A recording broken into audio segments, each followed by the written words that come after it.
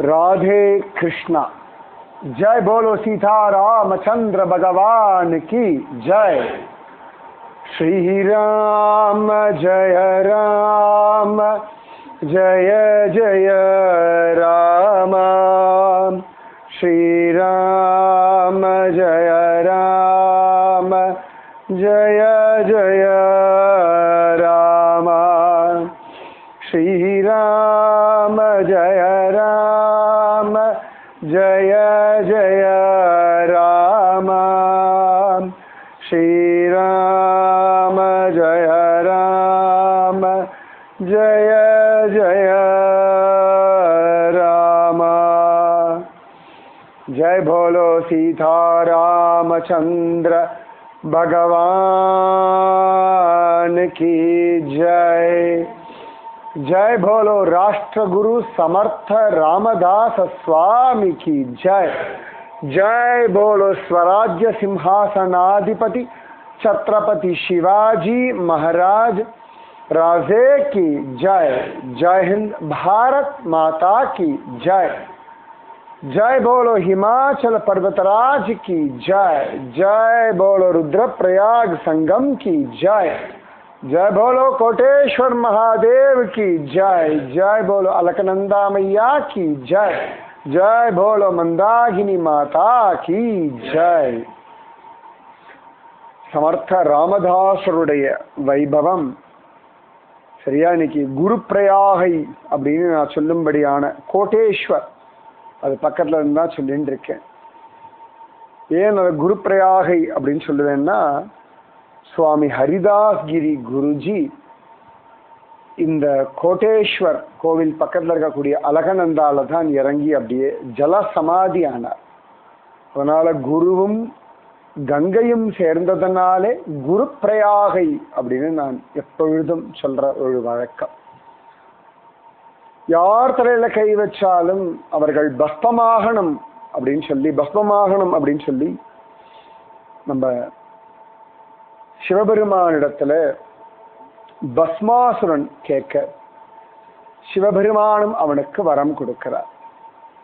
உடனே அவன் இந்த வரம் நிஜமாவே வேலை செய்யறதான் நான் செக் பண்றேன், உங்க தலையிலேயே கை வச்சு பார்க்கறேன் அப்படின்றான். இதுதான் வரம் கொடுத்தவன் தலையிலேயே கை வைக்கிறதுன்னு சாதாரணமா வசனம் சொல்றது உண்டு. உடனே சிவபெருமான் போடா பைத்தியக்காரா, நான் தான் வரம் கொடுத்தேன் போடான, இல்ல இல்ல உங்க தலையில கை வச்சு பார்க்கிறேன் நான் அப்படின்னு வர சிவபெருமான் பயந்து போனா போல. இதான் லீலை. எப்படி கண்ணன் காளை அவன இடத்துல பயந்து ஓடினாலும் அந்த மாதிரி ஓடுறா போல அவரும் ஓடி இந்த கோட்டேஸ்வர் இங்க இருக்கக்கூடிய ஒரு குகையில தான் அமர்ந்தார் அப்படின்னு இருக்கு. அப்ப அவன் பின்னாடியே துரத்திண்டு வர அவன் எதிர்க்க பகவான் நாராயணன் மோகினி ரூபத்துல வந்தான் அப்படின்னு சில பேர் சொல்லுவான். அப்ப அவளுடைய அழகில் அவன் மயங்க உடனே அவள் சொல்றா, நீ என்ன மாதிரி நாட்டியம் ஆட முடியுமா பார்க்கலாமா அப்படின்னு சொல்ல. அதுக்கு என்ன ஆடுறேன்னு, நீ கிடைக்கிறன்னா என்ன வேணா பண்ணுவேன் அப்படின்னு சொல்ல. உடனே பலவிதமான அபிநயங்கள் அவள் பிடிக்க, இவனும் அதை பார்த்து அபிநயங்கள் பிடிக்க, கடைசியில ஒரு அபிநயம் தலைமையில கை வைக்கிற மாதிரி மோகினி பண்ண, அந்த மோகத்துல மயங்கி இவனும் தலைமையில கைய வைக்க தானே பஸ்மமானான் அப்படின்னு காண கிடைக்க. அந்த கோட்டேஸ்வர் கோவில் நான் தங்கியிருக்கிற இடத்துக்கு அந்த கரையில இருக்கு. நான் இந்த கரையில இருந்து இந்த விஷயத்தை சொல்லிட்டு இருக்கேன். இந்த கோட்டேஸ்வர்ல கொஞ்சம் தள்ளி போனோம்னா ருத்ரப்பிரயாகை சங்கமம். ருத்ரன் அனுகிரகம் பண்ண பிரயாகை, அதனாலே ருத்ரப்பிரயாகை அப்படின்னு பெயர். தன்னுடைய தெய்வீக கானத்துல நாரதருக்கு ஒரு அகம்பாவம் வந்துடுறது. இந்த அகம்பாவம் ரொம்ப சாதாரணமா நம்ம எல்லாருக்குமே வரும். எதுலதான் வரும், எப்படித்தான் வரும், எந்த சமயத்துல வரும்லாம் ஒன்றும் சொல்ல முடியாது, வரும். ஆனா அந்த ரியலைசேஷன் பகவான் அதற்கு ஏற்ற மாதிரி ஏதான ஒரு சூழ்நிலையை உருவாக்கிடுவான். ஸோ நாரதர் அகம்பாவத்துல இப்படி பாடிண்டு இந்த இமயமலை பக்கம் எல்லாம் அலையிறார். அலையும் பொழுது ரொம்ப க்ரூரமான ரூபத்தோட, காணவே சகிக்காத ரூபத்தோட சில பெண்கள்லாம் அப்படி போகிறத பார்த்துட்டு நாரதர் கேட்கிறார், உங்களை பார்த்தா ரொம்ப அழகிகள் மாதிரி தான் இருந்திருக்கிற மாதிரி இருக்கு, ஆனா என்னமோ ஒரு காரணத்தினாலே இப்படி க்ரூரமான கோரமான ரூபம் எல்லாம் வந்திருக்கு, என்ன காரணம் தெரிஞ்சுக்கலாமான்னு கேட்க, அப்ப அந்த ராக தேவதைகள் சொல்றா, ஏ படுபாவி, பண்றதையும் பண்ணிட்டு எங்களை கேள்வி வேற கேட்கறியா, நாங்கெல்லாம் ராக தேவதைகள், நீ அகம்பாவத்துல சகட்டமே நீ பாட்டெல்லாம் பாடினாய், நீ பாடினதுனாலே அந்த ராகங்களுடைய ஸ்வரம் எல்லாம் மாறி போயிடுச்சு, அதுக்கெல்லாம் அதிதேவதைகள் நாங்கள், அதனாலே இப்படி கோரமான ரூபத்தை அடைஞ்சோம்னு சொல்ல நாரதர் வெக்கப்பட்டு தலை குனிஞ்சார். ஓ, அப்ப என்னுடைய சங்கீதம் இன்னும் சரியா இல்லை அப்படின்னு சொல்லிட்டு அவர் இந்த அலக்கநந்தா மந்தாகினி சங்கமத்துல தான் உட்கார்ந்து தபஸ் பண்ணார். அந்த இடத்துல சிவபெருமான் அவருக்கு காட்சி கொடுத்து, ருத்ரன் காட்சி கொடுத்து அவருக்கு சங்கீத நுணுக்கங்களை சொல்லி கொடுத்தார். அதனால ருத்ரப்பிரயாகை அப்படின்னு பெயர். அவ்வளவு வசதியான ஒரு இடம் இந்த ருத்ரப்பிரயாகை. காத்தால வசிஷ்டரும் அருந்ததி தேவியும் தபஸ் பண்ண வசிஷ்ட குகையை பார்த்தோம். அதன் பிறகு தேவப்பிரயாகை, அலகநந்தா பாகீரதி சங்கமம் பார்த்தோம். ரகுநாதன் மூர்த்தி, அவனை தரிசனம் பண்ணோம். கண்டம் என்னும் கடிநகர் திவ்ய தேசம்.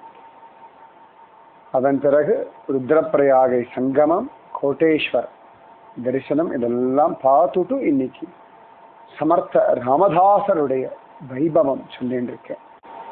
சமர்த்த ராமதாசர் ரொம்ப ஜோரான ஒரு குரு. பக்தி, ஞானம், வைராக்கியம், ஸ்ரத்த, பிசிக்கல் ஃபிட்னஸ், பொலிட்டிக்கல் விஷயம், ஒரு ஃபியூச்சரிஸ்டிக் திங்கிங், அப்படி எல்லாம் சேர்ந்த ஒருத்தர் சமர்த்த ராமதாசர். அதனாலதான் அவருடைய சிஷ்ய கல்யாண் சுவாமி எல்லாம் யானையெல்லாம் போய் அடக்கினார் அப்படின்னா அந்த அளவுக்கு ஒரு காம்பீரியம். அதுமாதிரி அதாவது வினயம் இருக்கணும், காம்பீரியமும் இருக்கணும். நிறைய பேர் காம்பீரியத்தை அகம்பாவம் நினைச்சுக்கிறார். அகம்பாவமே கிடையாது. ஒரு தெருவில் இருக்க நாய்க்கு கூட ஒரு காம்பீரியம் உண்டு. பார்க்கலாம், அதோட டெரிட்டரிக்குள்ள யாராவது வந்தாச்சுன்னா அப்படி கத்தும். அந்த நாயை துரத்திட்டு தான் அது மறுவேலையே பார்க்கும். நமக்கு நிச்சயமா அந்த காம்பீரியம் குறைவா இருக்கு இந்துக்களுக்கு. அதனாலதான் அவாவா எல்லா இடத்தையும் ஆக்கிரமிக்கிறார். சமர்த்த ராமதாசருடைய அவதார ரகசியமே இந்துக்களுக்கு அந்த காம்பீரியத்தை ஊற்றத்துக்காகத்தான். ஏன்னா பல இடங்கள்ல என்ன பண்ணுவான்னா அப்படி கொஞ்சம் கொஞ்சமா ஆக்கிரமிச்சு அந்த இடத்துல இந்துக்களே வாழ முடியாதபடி பண்ணிடுவார்கள். பல இடங்கள் நிறைய கோவில்கள் இதெல்லாம் உண்டு. ஸோ இதை மாத்துறதுக்காகத்தான் சமர்த்த ராமதாசர் வந்தா. இதெல்லாம் சரி பண்றதுக்காக தான் சத்ரபதி சிவாஜி அவ்வளவு பிரயத்தனப்பட்டான்.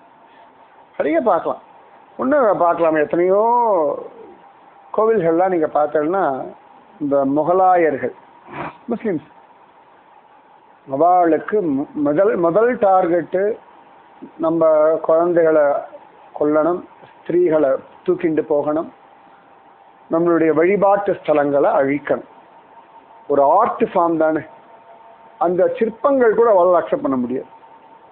அது ரசிக்கணும் இல்லை, எவ்வளோ நாள் பண்ணியிருப்பான், எவ்வளோ நேரம் பண்ணியிருப்பான். அது கூட அதை உடைக்கிறதுக்குன்னே ஆளை வச்சிருப்பான். அதை உடைச்சிட்டு தான் போவா. அது கொள்ளையடிச்சுட்டு போனா கூட பரவாயில்ல. கொள்ளையடிக்க மட்டும் இல்லை, கம்ப்ளீட்டா அந்த இடத்த நாசம் பண்ணிட்டு தான் போவார்கள். இப்ப இப்படி இருக்கவாகிட்ட நாம ஒதுங்க முடியாது. நாம சண்டை போட்டு தான் ஆகணும், போராடித்தான் ஆகணும். நம்மெல்லாம் சொல்ல போராடுறதே வாழ்க்கையா அப்படின்னு. போராடிண்டே இருக்கிற வரைக்கும் தான் வாழ்க்கையே. போராட்டம் இல்லைன்னா வாழ்க்கையே கிடையாது. எல்லாத்துக்குமே ஒரு போராட்டம்ன்றது அவசியம். போராடுறதுக்கு நாம புலம்பினாலோ வாழ்க்கையில போராட்டங்கள் எல்லாருக்குமே உண்டு. அந்த போராட்டங்கள் எல்லாம் ஃபேஸ் பண்ணித்தான் ஆகணும். ஸோ இந்துக்களுக்கு அந்த மனோபலம், தேகபலம், புத்தி பலம் எல்லாமே தரத்துக்காக தான் சமர்த்த ராமதாசர் வந்தார். ஸோ ஒவ்வொரு விதமான விஷயங்களையும் அவர் சொல்லிக் கொடுக்கிறார். சமர்த்த ராமதாசர் மேல பல பேருக்கு நிறைய மரியாதை இருந்தது. ராம்கட் அப்படின்னு ஒரு இடம், அது எங்க இருக்குன்னு கரெக்டா லொகேஷன் தெரியல. சமர்த்த பிரதாபத்துல இந்த சரித்திரத்தை பத்தி எழுதியிருக்கார். ராம்கட், கடுனா கோட்டை, இப்படி சஜன்கட், பிரதாப்கட், ராய்கட் அப்படிலாம் சொல்லுவாங்க இல்லையா, அந்த மாதிரி கட். அங்கேயும் அவர் ராமர் கோவில் எல்லாம் பண்றார் சமர்த்த ராமதாசர். ரொம்ப பக்தியோட, ஸ்ரத்தையோட, நாம ஜபத்தோட ரொம்ப அழகா எல்லாமே பண்ணக்கூடியவர் சமர்த்த ராமதாசர். பகவானை நம்புறவர், எல்லாருக்கும் நம்பிக்கை சொல்லி கொடுப்பார், எக்ஸசைஸ் பண்ணுங்கன்னு சொல்லி சொல்லுவார். தாஸ்போத் வாசிக்கணும், மனாச்சே ஸ்லோகா வாசிக்கணும், ரொம்ப ஸ்ரத்தையோட ஜனங்களுக்கு கைங்கரியம் பண்ணணும் எல்லாம் சொல்லுவார். சில சந்தர்ப்பங்கள்ல சமர்த்த ராமதாசர் சில இடங்கள்ல ஒரு ஃபியூச்சரிஸ்டிக்கான சில விஷயங்கள் பண்ணுவார். இந்த ராம்கட் அந்த இடத்துல அவர் ஒரு குகைய பார்த்து அந்த குகையில ஒரு ரூம் மாதிரி எல்லாம் செட் பண்றார். இன்னைக்கு நிறைய குகைய பார்த்தோம், வசிஷ்ட குஹா, அருந்ததி குஹா, அதுக்கப்புறமா இப்ப கோட்டேஸ்வர் மகாதேவருடைய குகை எல்லாமே பார்த்தோம். ஸோ அந்த குகையே ரூமாகலாம் கன்வெர்ட் பண்றதுன்னு உண்டு. ஸோ சமர்த்த ராமதாசர் ஒரு குகையை ரூம் மாதிரி கன்வெர்ட் பண்ணி பண்றார். அப்ப கூட இருக்க சில சிஷ்யாலாம் கேட்கிறா. அவர் பாட்டுக்கு போயிட்டு வருவார். சில நாள் அங்கேயே உட்காந்துட்டு இருப்பார். ஒரு நாள் இந்த ராம்கட் குகையை சிஷ்யால கூட்டிட்டு போய் காட்டி, அந்த குகைக்குள்ள அங்கங்க சில இடங்கள்ல சேஃப் வால்ட் மாதிரி செதுக்கி எல்லாம் வச்சிருக்கார். சிஷ்யாளுக்கு புரியல, இதுக்கு சுவாமி இதெல்லாம் அப்படின்னு. அப்போ சொல்றார், ஏதான ஒரு காலகட்டத்துல இந்த முகம்மதியர்கள், முஸ்லிம்ஸ் எல்லாம் கோவில் எல்லாம் ஏதானும் டிஸ்டர்ப் பண்ணானா அந்த மூர்த்திகள் எல்லாம் உடைப்பா. அந்த மூர்த்திகள் எல்லாம் கொண்டு வைக்கிறதுக்காகவே இந்த மாதிரி செட்டப் அப்படின்ட்டு. இப்ப சிஷ்யா கேட்கிறா, என்ன சுவாமி நீங்க தான் சொல்றது பகவான் நாம ஜபம் வசதி, பகவான் வசதி, ஸ்ட்ராங்கா இருக்கணும் எல்லாம் சொல்றேன், அப்புறம் எதுக்கு இந்த மாதிரி ஒரு செட்டப்? சமர்த்த ராமதாஸ் சொல்றார், நிச்சயமா பக்தி, நாம ஜபம், ஸ்ரத்தை எல்லாமே இருக்கணும். அதே சந்தர்ப்பத்துல பொலிட்டிக்கலா என்ன ஸ்டேட்டஸ் பூமி இருக்கு, நம்ம தேசம் இருக்கு, மற்றவர்கள்லாம் எப்படி ரியாக்ட் பண்றா, அவ என்ன பண்ணுவா, அவளுடைய ஹிஸ்டரி எடுத்து பார்த்தோம்னா இதெல்லாம் தான் பண்றா. அப்ப அந்த மாதிரி சந்தர்ப்பத்துல நாம சண்டையெல்லாம் போடுறதுக்கு முன்னாடி இந்த மூர்த்திகள் எல்லாம் எடுத்து அழகா பத்திரப்படுத்திடணும். இதை சொல்லி கொடுக்கறதும் ராமன் தான். ஏன்னா ஒரு சேஃப்டி மெஷர்ஸ் சொல்றோம் இல்லையா, அது ரொம்ப அவசியம். லைஃப்ல பக்தி இருக்க எல்லாம் அதுபாடு நடக்கும் அப்படின்னு இல்லை, இதுவும் உண்டு அதுவும் உண்டு. ஏன்னா சம்சாரிகள் சாயங்காலம் ஆயிடுத்து இருட்டினதுக்கு அப்புறமா நதிகள்ல இறங்கக்கூடாதுன்னா சாஸ்திரம் உண்டு. எதுக்குன்னா ஒரு கால் இறங்கும் பொழுது எங்கேயாவது மாட்டின்ட்டோம் தண்ணியில, யாரும் காப்பாற்ற முடியாது. அதனால இருட்டின பிறகு நதியில இறங்காதேன்னு சொல்லுவா.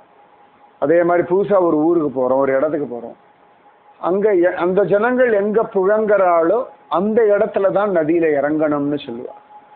ஏன்னு கேட்டா அவளுக்கு தெரியும் அந்த இடத்துல எங்க சுழல் இருக்கு, எங்க பாறை இருக்கு, எந்த இடத்துல ஆழமா இருக்கும். ஸோ லோக்கல் பீப்புள் சொல்ற இடத்துல இறங்கினோம்னா சேஃப். அவளுக்கு அந்த இடத்துல நித்தியம் அவ பழகின படித்துறையா இருக்கும் இல்லையா.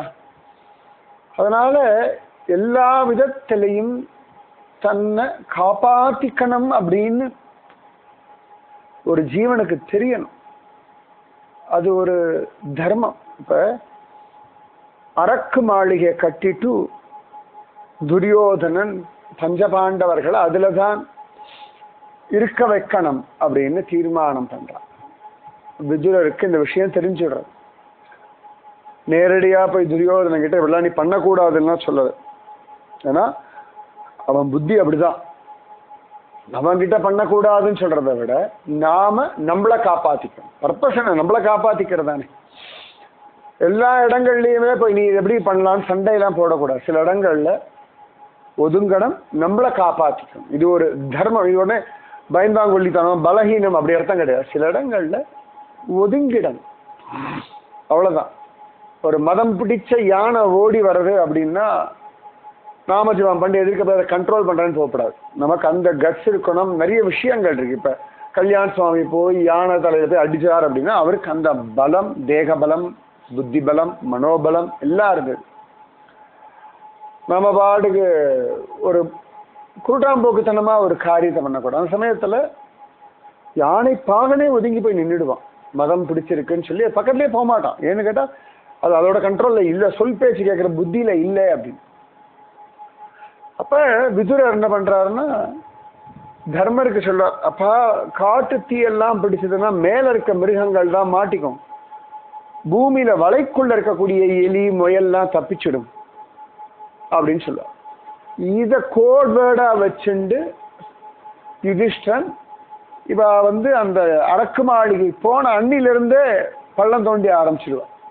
ஒரு 2 நாள் ரெஸ்ட் எடுக்கலாம், எல்லாத்தையும் பார்த்துக்கலாம். இல்லை கடகடகடன் அடுத்த வேலையை பார்த்துட்டு ரெடியா வச்சிடுறா. கரெக்டா அரக்கு மாளிகைக்கு தீ வைக்கிறா. அந்த டனல் வழியா அவ தப்பிச்சு விடுறாரு.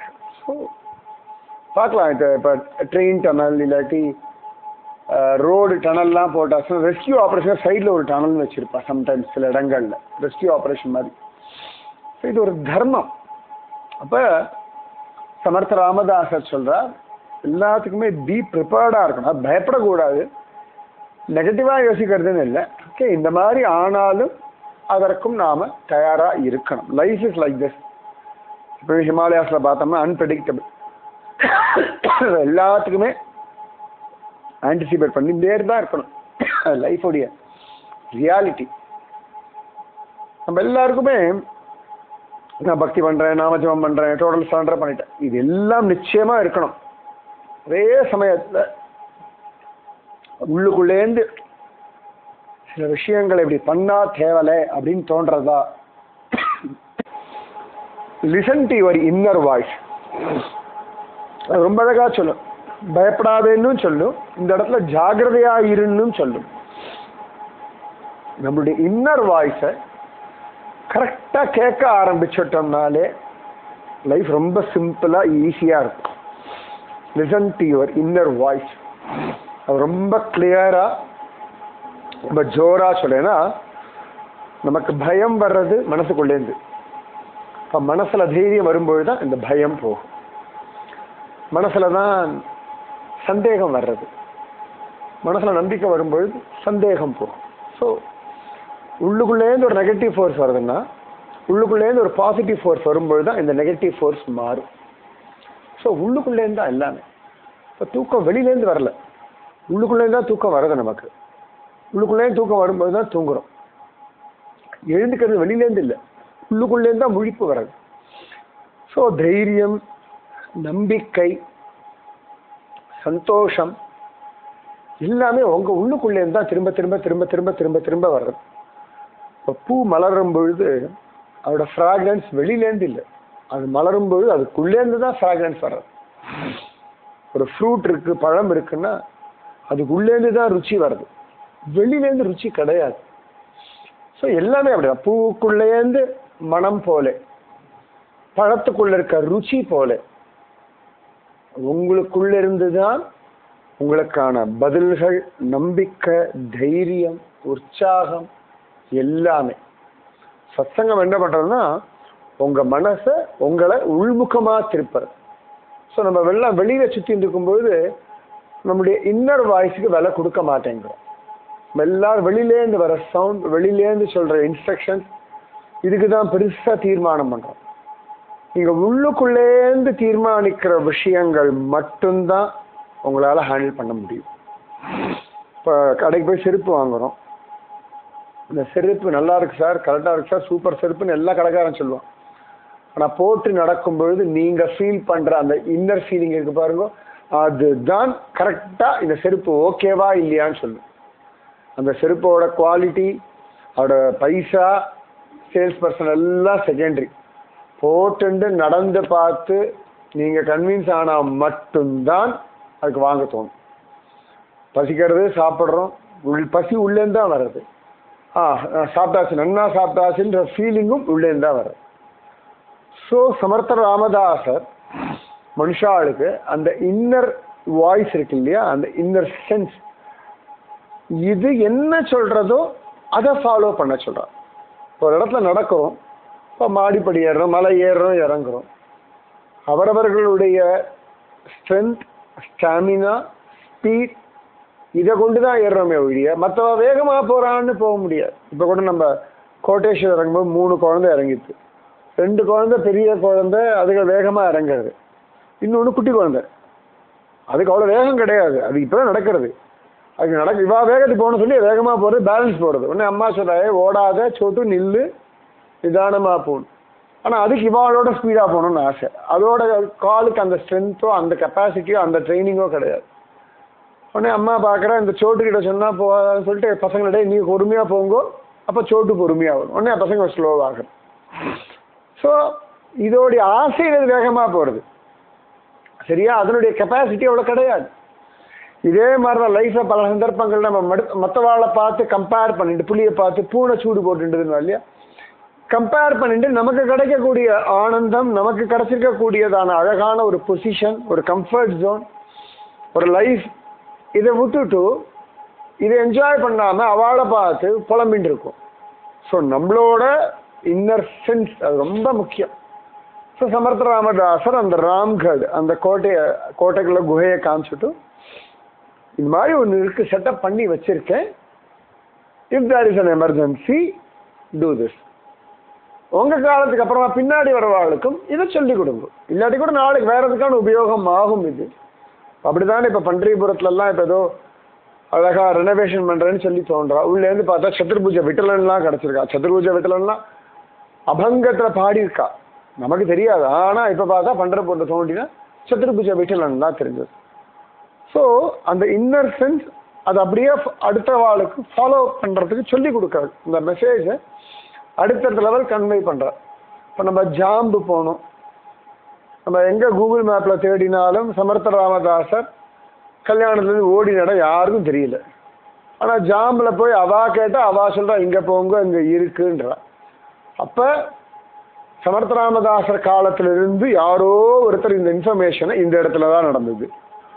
400 வருஷத்துக்கு முன்னாடி சமர்த்த ராமதாசர் அந்த இடத்துல தான் கல்யாணத்தில் ஓடினார் அப்படின்ற விஷயத்த 400னா கிட்டத்தட்ட வச்சுக்கோங்களேன், ஒரு 100 வயசுனாலும் 4 ஜென்ரேஷனுக்கு இதை பாஸ் ஆன் பண்ணி இன்னி வரைக்கும் அதை காப்பாற்றினதுனால அந்த இடம் அந்த இடமா இருக்கு. இல்லாட்டி எங்கே இருந்திருக்க போகிறது? ஸோ இந்த பாஸ் ஆன் பண்ணணும் இல்லை மெசேஜை, அதுதான் சமர்த்த ராமதாசர் ஏதான ஒன்றுக்கு உபயோகமாகும் இருக்கட்டும் அப்படின்ற. அப்போ சமர்த்த ராமதாசர் பக்தி, ஞானம், வைராக்கியம் இல்லாமல் அந்த political conditions of the country அது ஒன்று இருக்கே, ப்ரெசன்ட் கண்டிஷன்ஸையும் பார்த்து அதற்கேற்ற மாதிரி பிளான். எத்தனை பேர் ராய்கட் போயிருக்கேன்னு தெரியாது. ராய்கட் நான் ஃபஸ்ட் டைம் போகும்பொழுது இந்த கைடு சொன்னால் அங்கே போகும்போ அங்கே நம்ம ஒரு சிவபெருமானுடைய கோவில் இருக்குன்னு நான் சொன்னேன். எனக்கு முதல்ல ரொம்ப வருத்தமாக இருந்தது, இல்லை அங்கே ஒரு மாஸ்க் மாதிரி இருக்குது, சிவாஜியுடைய ராய்கட்டில் எப்படி இருக்கும். அப்போ சிரிச்சா நீங்கள் அங்கே உள்ளே போய் பாருங்க அப்படின்னு. உள்ளே போய் பார்த்தா சிவன் கோவில், சிவாஜி ராஜே வந்து மாஸ்க் மாதிரியே அந்த டோம் கட்டியிருக்கான். நான் கைடு கேட்டேன், என்ன பைத்தியக்காரத்தனம் இல்லை, எப்பயாவது அவள் வந்துவிட்டாருனா கூட மாஸ்க்குன்னு பார்த்துட்டு அவள் போயிடணும், உள்ளே போய் சிவபெருமான் டிஸ்டர்ப் பண்ணிடப்படாதுன்றதுக்காக அந்த டிசைன் அப்படின்னு அந்த கைடு சொன்னான். ஸோ இதெல்லாம் வந்து ஒரு பொலிட்டிக்கல் கண்டிஷன்ஸை பேஸ் பண்ணி டெசிஷன். சமர்த்த ராமதாசருடைய இந்த விஷயம் கேட்டுட்டு சிஷ்யாலாம் அசந்து போகிறான். ஏன்னா அவர் பொலிட்டிக்கலி இப்படி தான் இருக்கு. இந்து சாம்ராஜ்யம்ன்றது பூரணமாக இன்னும் ஸ்தாபிதமாகலை, எல்லா வேலையும் பண்ணிட்டு இருக்கோம், சிவாஜி எல்லாம் பண்ணிட்டு இருக்கான். ஸோ அதுக்குள்ள நம்மளோட கண்ட்ரோலை கம்ப்ளீட்டாக வர வரைக்கும் இந்த மாதிரி ஜாகிரதை, ஒரு முன்னெச்சரிக்கையான ஒரு காஷியஸான மெத்தட்ஸும் நம்ம ஃபாலோ பண்ணணும். பல சந்தர்ப்பங்கள் நமக்கு தோணும், நம்ம ஹிந்துஸ் பல சந்தர்ப்பங்களில் யாரும் பெருசாக ஒன்றும் பண்ண மாட்டேங்கிறோமே, சிலதெல்லாம் அந்த பொலிட்டிக்கல் கண்டிஷன்ஸை வச்சுண்டு இந்த புலி பதுங்குற மாதிரியே பதுங்கிண்டு காலத்தே நம்முடைய காரியங்களை சாதிக்கணும். இது ஒரு மெத்தட். இப்போ எப்படி குழந்தைகளை தூங்க வைக்கிறதுக்கா லைட்லான செல்ல அப்பா அம்மால தூங்குற மாதிரியே பண்ணுவோம். நமக்கு அடுத்த நாள் காலத்தில் ஊருக்கு போகிறோம்னா நமக்கு பேக்கிங் வேலை இருக்கும். ஆனால் இதுக்கு சும்மா சுற்றி வேலை நடக்காது. இதுக்கு சுற்றி இருந்தாலும் வேலை நடக்காது, தூங்கலனாலும் வேலை நடக்காது, இதுங்களோட நாம தூங்கினாலும் வேலை நடக்காது. இதுங்களோட தூங்குற மாதிரி நம்ம எல்லாம் பாவலா பண்ணி அதுக்கு வேலை நேரம் தூக்கத்தில் நமக்கு தெரியும். தூங்கி எழுந்து நம்ம பாட்டுக்கு பேக்கிங் எல்லாம் பண்ணும். அப்போ தான் அடுத்த நாள் போக முடியும். ஸோ இது ஒரு டாக்டிக்ஸ். ஸோ லைஃப்பில் இந்த டாக்டிக்ஸும் வேணும் நமக்கு. சில இடங்களில் நேரடியாக சண்டை போடக்கூடாது, சில இடங்களில் அமைதியாக இருந்துட்டு காரியத்தை சாதிக்கணும். ஸோ சமர்த்த ராமதாசர் அத்தனை தூரம் என்ன சொல்கிறது, லௌகீகமாகவும் ரொம்ப ஸ்ட்ராங், கிளியர், மெத்தட் எல்லாமே அழகாக சிஷ்யாளுக்கும் அந்த ஞானத்தை பாஸ் ஆன் பண்ணுறான். ஸோ நமக்கு இதான் இன்னைக்கு மெசேஜ். எல்லாம் அப்படி இருக்கட்டும். பக்தி நாமஜம் எல்லாம் இருக்குது, நோ டவுட். பகவான் காப்பாற்றுவான், நாமஜமும் காப்பாற்றுறது, டோட்டல் சரண்டர்.